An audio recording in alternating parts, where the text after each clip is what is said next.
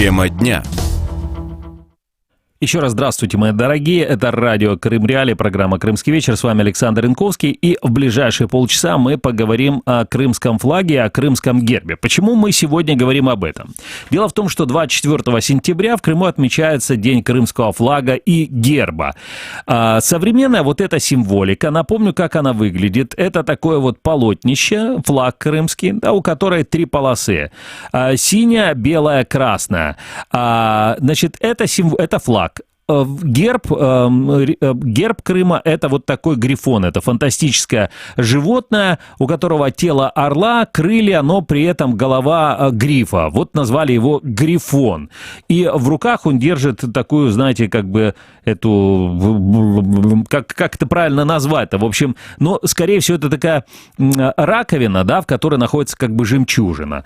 Есть и лозунг «Процветание в единстве». Вот эта вся современная символика Крыма была утверждена Верховным Советом Крыма 24 сентября еще 1992 года. А в 1999 году постановлением Верховной Рады Автономной Республики Крым этот вот, значит, закон Верховного Совета Крыма был отменен, но было утверждено вот постановлением, значит, государственный флаг Республики Крым стали именовать флагом Автономной Республики Крым. При этом ни сам флаг, ни сам герб Крыма не поменялись абсолютно никак зрительно.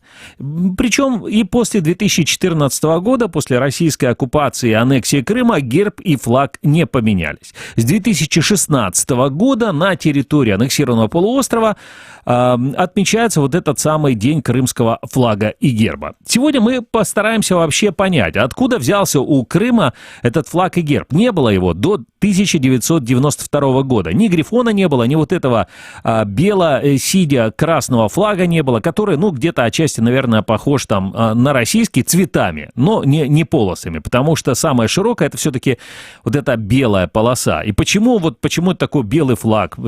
Что это означает? Почему были выбраны такие цвета, почему появился такой герб, и почему все это вполне устраивает и нынешнее руководство Крыма, несмотря на то, что оно досталось аннексированному Крыму еще в тот момент, с 92-го там, и в 99-м году, когда над Крымом развивался, и в том числе над зданием Верховной Рады Автономной Республики Крым развивался украинский флаг. Кстати, сегодня журналисты телеканала «Крым-24» на улицах Симферополя спросили местных жителей, а знают ли они, что отмечается в Крыму 24 сентября? Ну, вы, наши дорогие слушатели, уже знаете. А журналисты телеканала «Крым-24» спросили, вот знают ли, что отмечается в Крыму 24 сентября и почему у крымского флага именно такой вид. И вот какие ответы они услышали. Знали, что сегодня такой праздник? Знали, передавали по радио. Да, сюда из-за этого торопились сюда, чтобы не опоздать. День флага? День флага, наверное. Да. А что обозначают цвета флага, знаете? Да, мирное небо, что-то над головой. Честно говоря, нет. А вы? Без понятия. Ну, если честно, нет, к сожалению. А как думаете, что обозначают цвета крымского флага? Ух ты, даже не знаю. Ну, наверное, синее это небо. День флага. Я лежу сейчас в госпитале и хочу всех врачей обрадовать, чтобы они знали именно какой праздник, потому что из-за работы они даже не знают, какие праздники бывают. Волонтеры приготовили всего 2000 флажков и 2000 ленточек с триколором. Они разлетелись буквально за пару часов. Нам, как молодежи, очень интересно также поделиться этой замечательной датой с старшим поколением, потому что, к сожалению, не все знают о том, что у нас сегодня празднуется такой день. Поэтому мы, как молодое поколение, поздравляем старшее поколение и, конечно же, желаем всем хорошего настроения. Ну, пожелали хорошего настроения эти волонтеры, которые раздавали ленточки с флагом жителям Симферополя и гостям, наверное, этого города тоже в том числе. Ответы вы слышали, они достаточно показательные. То есть очень много людей вообще не знают, что такое 24 сентября отмечается сейчас в Крыму. На самом деле, вот этот флаг, который был принят с синей небольшой такой узкой полосой вверху, с широкой белой полосой и такой вот красной полосой внизу, это был не единственный вариант, который рассматривался в далеком уже 1992 году, и за который проголосовали тогда. Были и другие варианты. Мы перед эфиром поговорили с крымским историком Андреем Мальгиным. И вот он нам и рассказал, а Андрей Мальгин, кстати, на минутку, он один из авторов, как пишет Википедия, он один из авторов вот этого самого крымского флага. И Андрей Мальгин рассказал нам, что символизируют вот эти крымские флаг и герб полуострова. В 1991 году Крым стал республикой, то есть повысил свой статус. Еще тогда в рамках Советского Союза возникла необходимость создания символов, поскольку по Конституции СССР автономные республики были государствами. И, соответственно, была поставлена задача разработать символику герб и флаг республики. В основу герба лег такой исторический образ, характерный для Крыма. Это грифон, который символизирует много всяких вещей, среди прочего, единство разнородных начал, так сказать, такой перекресток цивилизации, объединение разных культурных явлений, так сказать, природное богатство и так далее. Он встречается в символике Крыма с древнейших времен, с эпохи античности и до нового и новейшего времени. А что касается флага республики, то мы, как разработчики, хотели подчеркнуть наше единство в рамках бывшего Советского Союза, прежде всего единство с Россией. Поэтому мы предложили 3 цвета, которые совпадали с флагом Российской Федерации. И хотя Советский Союз распадался, но для нас было важно показать некое культурное, духовное единство. Культурное и духовное единство, об этом говорит Андрей Мальгин. Андрей Мальгин, крымский историк, глава вот этого музея Тавриды исторического. Но и на самом деле тогда, в 1992 году, как-то, не знаю, не было сильно восторженных, с одной стороны, принятия этого самого флага, но, с другой стороны, не было и какого-то такого большого сопротивления по поводу этого флага. Хотя, а с третьей стороны, очень многие тогда крымчане так и не поняли, почему же такой именно флаг был принят. Было очень много таких, знаете, официальных заявлений, что вот этот флаг, этот цвет, синий он символизирует то-то, белый символизирует то-то, а красный символизирует еще что-то. Например, тогда рассказывали о том, что почему такая широкая белая полоса посреди крымского флага, потому что якобы история Крыма, она еще не написана, а вот это место, оно как раз для того, чтобы написать там славные страницы истории Крыма. Но сейчас уже спустя, сколько это получается? Получается, спустя 27 лет Андрей Мальгин объяснил, почему белая полоса в центре флага шире, чем остальные. Давайте послушаем. Дело в том, что на средней полосе белой должен был быть изначально изображен герб. Но поскольку один из депутатов при обсуждении он сказал, нам нужен такой флаг, чтобы его могла любая домохозяйка сострочить на машинке дома, то изображение герба на флаге пришлось отказаться, а размер остался прежним. Да, размер остался прежний, и так остался, фактически эта белая полоса осталась в центре флага. Что касается теперь не флага, а герба. Герб, напомню, это грифон, золотой грифон, это такое мифическое существо с телом льва, с крыльями и одновременно еще с головой грифа, который в лапе своей держит эту самую раковину, в которой находится жемчужина. Что касается грифона, то символ грифона часто встречался в Древней Генуе, в средневековой Генуе, да, но Андрей Мальгин утверждает, что проект герба, он исходил не из этого периода, а из какого вы сейчас услышите. Я бы не сказал, что именно к Генуе он имеет отношение, потому что появляется грифон, наверное, где-то около IV века до нашей эры на монетах херсонесских, пантикопейских. Затем он много раз появляется и в византийской символике встречается это изображение, и в символике итальянских республик. Но именно символом Генуи, насколько я помню, грифон не являлся. Там были ворота, Янова, это ворота, такие 3 башни. И в генуэзский период, хотя и изображение грифона встречается, но оно не является самым распространенным в это время. И сейчас еще небольшой фрагмент. Вы услышите это. Старший научный сотрудник Центрального музея Тавриды Виктор Надикта в интервью телеканалу Крым-24. Вот он так пояснил появление грифона в качестве крымского герба. Давайте послушаем.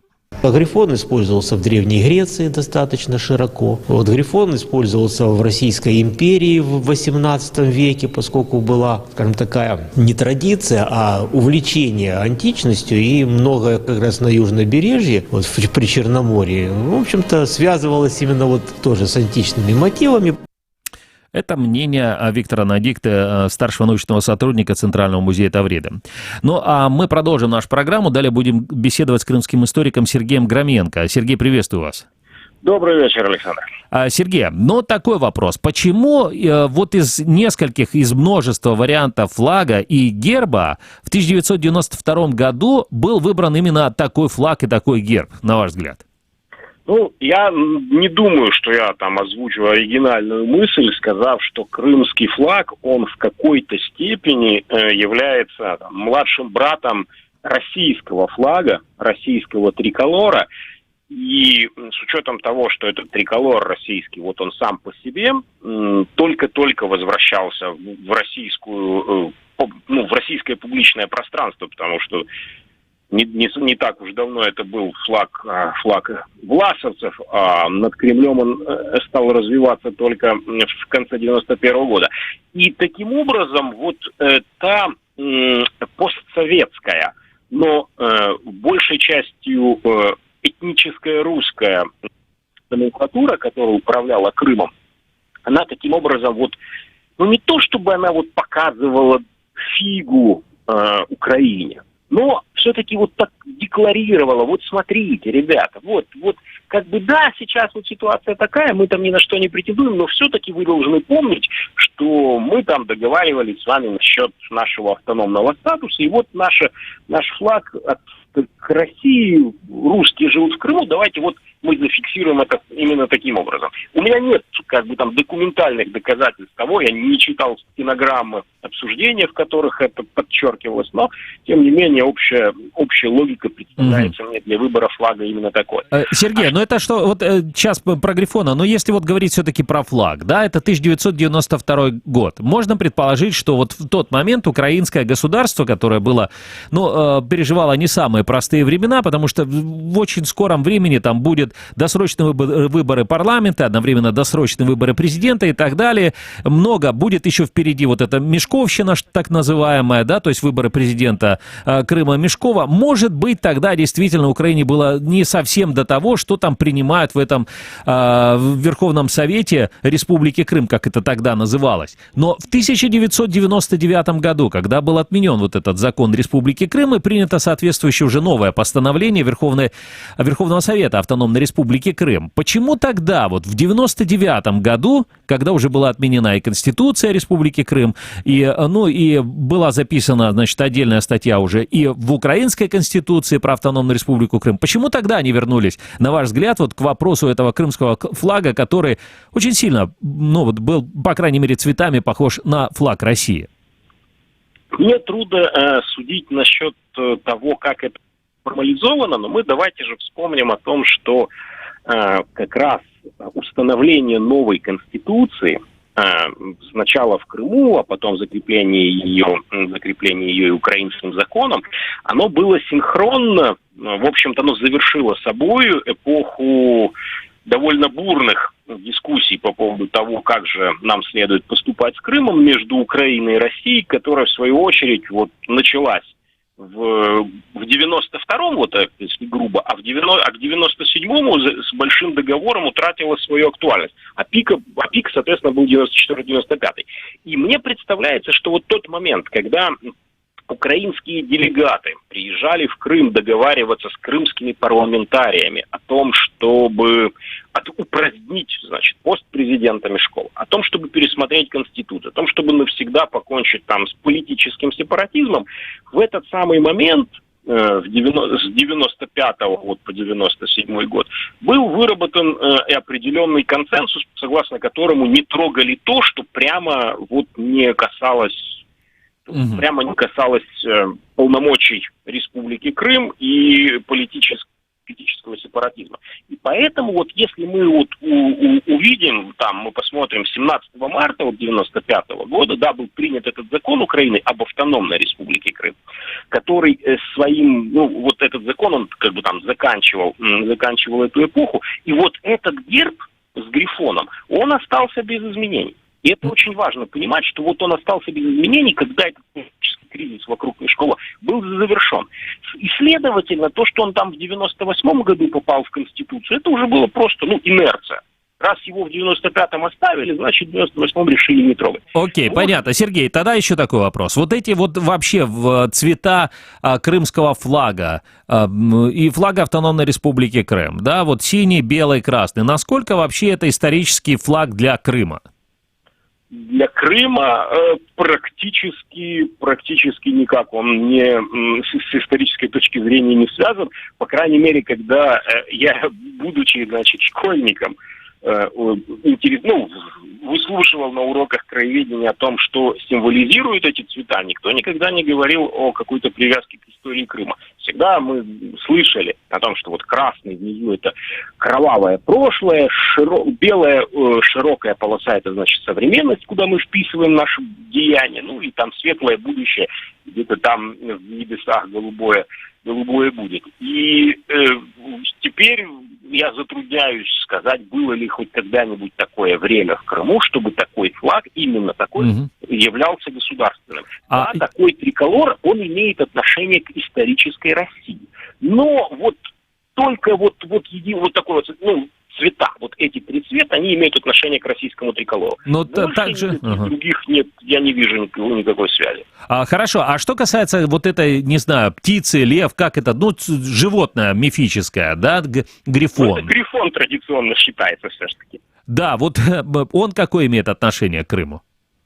А вот тут надо понимать такую штуку. Вот когда, после того, как, понятно, Украина независимой, и Крым, который был советской автономией в составе советской Украины, стал автономией в составе независимой Украины, он не мог уже пользоваться вот этим вот своим классическим пролетарием всех стран соединений. И тогда в декабре... слушайте, Сергей, дело в том, что та же самая Беларусь, она вот с 94 года, она снова пользуется вот таким, советским практически гербом, с небольшими изменениями, конечно. Беларусь идет своим путем. Вот Беларусь пошла своим путем, и многие, я знаю, хотели бы и в Украине, чтобы этим путем двигалась страна. Но, тем не менее, вот в декабре 91-го, все-таки революционное настроение, если их можно так назвать, в Крыму и в Украине были сильнее консервативных, и поэтому от советской символики отказались. Надо было выработать новую. И, в общем-то, двумя группами людей, историков, художников, да, было в начале 1992 года разработано, два плана. Один из них, он был такой, я бы назвал его, даже не компилятивным, а таким вот компромиссным, который собирался включать в себя вот все предыдущие гербы, которые когда-либо имели отношение к Крыму. Вот там должен был быть и трезубец, и тамга крымско-татарская, и черный двуглавый орел византийско-крымский, такой стилизованный. А другая группа предложила разработать проект, разработала проект с нуля, в который вот поставили грифона, который как раз не имел, и в этом был смысл, который не имел никакого политического контекста и не связывал там историю ни с каким актуальным государством. То есть ни с Россией, ни с Украиной, ни уж тем более с крымскими татарами, а отсылал какой-то такой глубокой просто седой древности вот эти вот колонны ионического ордера. И грифон означали, что вот он Крым таврический, древнегреческий, какой угодно. А Россия, Украина, крымские татары выводились из этого геральдического поля. И, в общем-то, когда это у нас было? В сентябре, если мне память не изменяет, в сентябре 92-го, когда законом был утвержден этот герб, то приняли решение, что да, будет вот именно такой, который максимально не политический. И сегодня я понимаю, что это тоже было неспроста. В общем-то, номенклатура вот эта вот постсоветская в Крыму пыталась как можно дальше уйти от разговоров о статусе Крыма, кроме этой ленты, которая там опоясывает процветание единства, потому что она вот в цветах российского флага. А крымским татарам и украинцам вот такой вот кукиш в кармане, нет символики ни тех, ни других на официальных, как это, господи, называется, на официальной символике Крыма нет. Ага, Сергей, ну а вот сам по себе вот этот символ, да, то, что стало гербом, но этот грифон, насколько он есть какая-то, может быть, связь историческая с самим Крымом? То есть вот, может быть, он где-то использовался в каких-то государствах, которые были на территории Крыма, там в качестве герба? Нет.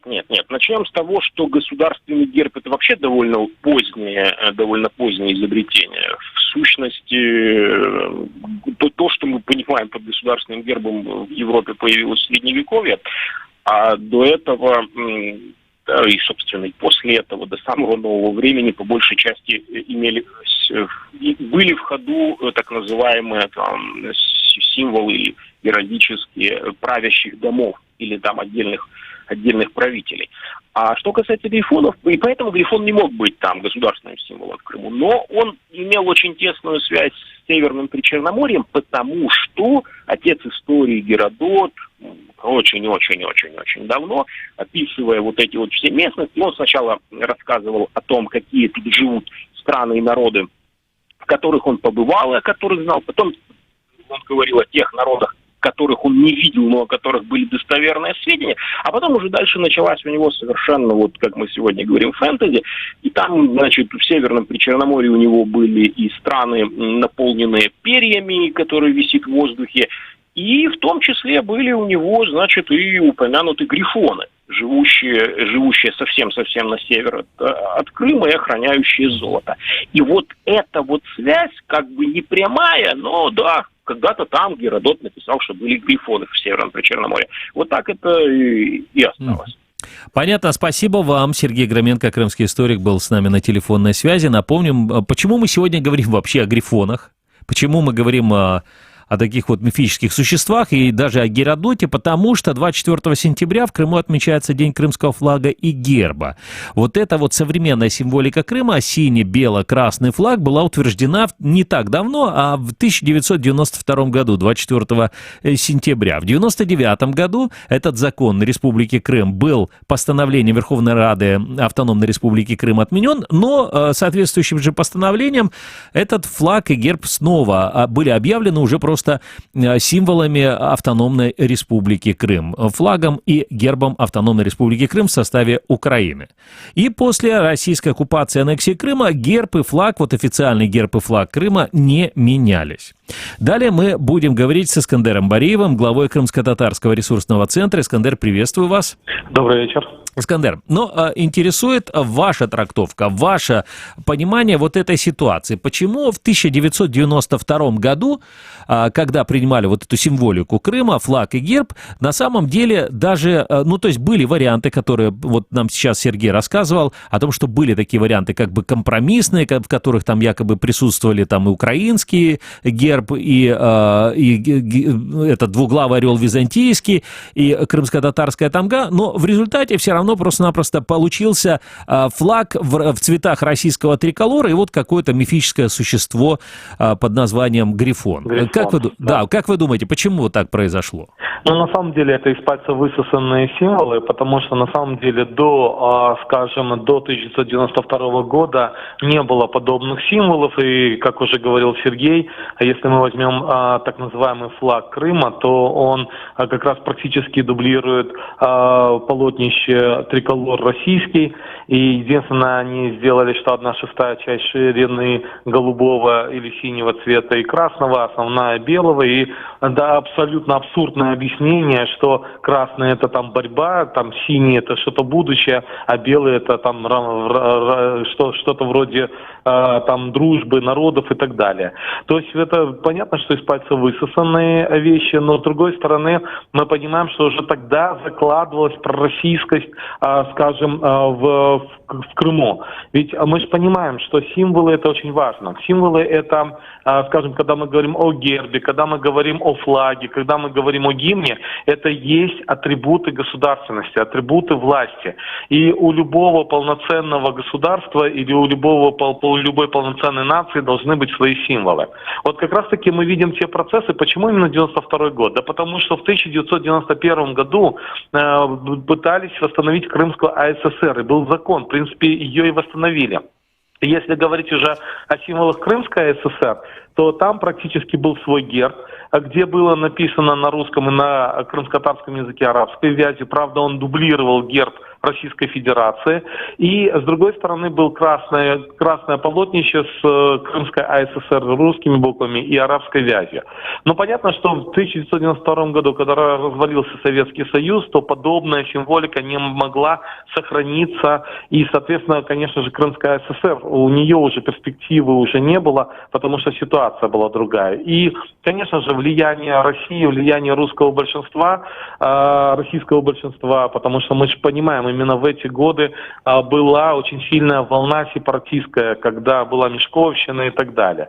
И поэтому вот в отличие как раз-таки и пытались создать или придумать какие-либо символы, но максимально в этих символах не исключить крымско-татарскость, скажем так, именно присутствие коренного народа. Эскандер, Возьмите... такой вопрос да. у меня. Скажите, а вот национальный флаг крымских татар, он был принят, вот если мне не изменяет память, в 91 году, да, вот на Курултае? Нет, на самом деле национальный флаг, то полотнище, которое мы видим сегодня, он был принят еще в 1918 году. То есть вот в этом плане крымские татары преуспели намного больше. И после возвращения на родину, действительно, в 1991 году, до принятия каких-либо символов крымских, вот которые мы сегодня видим, был действительно принят уже этот флаг как национальный, не как государственный. А как государственный он был принят в 1917 году на Курултае.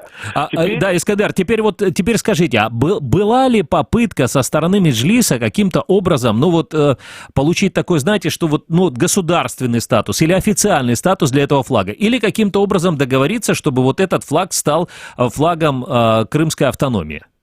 Дело в том, что на тот момент вот сами процессы, они настолько проходили. Во-первых, крымские татары были полностью заняты самоорганизацией. Это второй Курултай, соответственно, взаимодействие с властью, расселение, обустройство крымских татар.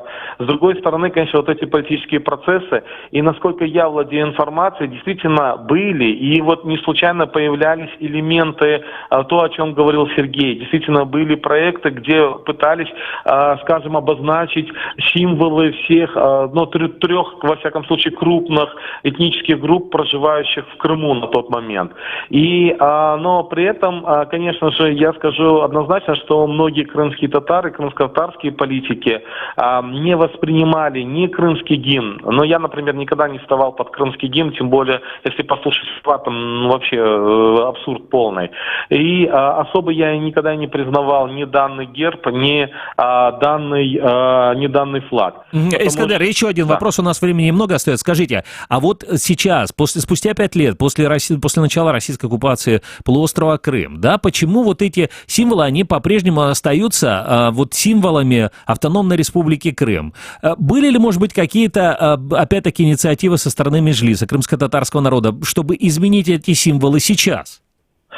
Чтобы изменить эти символы сейчас, нужно изменить закон о автономной республике Крым и внести изменения в Конституцию автономной республики Крым. Внести изменения в Конституцию автономной республики Крым может только Верховная Рада автономной республики Крым. И мы действительно обращались неоднократно о том, что нам необходимо воссоздать в экзиле автономную республику Крым, Верховную Раду автономной республики Крым еще в 2014 году. Что касается на данном этапе, то в принципе сами попытки внесения изменений в Конституцию Украины, они сами под собой подразумевают уже и изменений в целом, и отношение совершенно другое к автономной республике Крым. Понятно, спасибо, Эскандер. И извините, уже время наше истекло. Эскандер Бареев, глава глава Крымско-татарского ресурсного центра, был на прямой телефонной связи со студией радио Крым Реалии. Эту программу для вас провел Александр Янковский. Услышимся завтра. Всего вам доброго.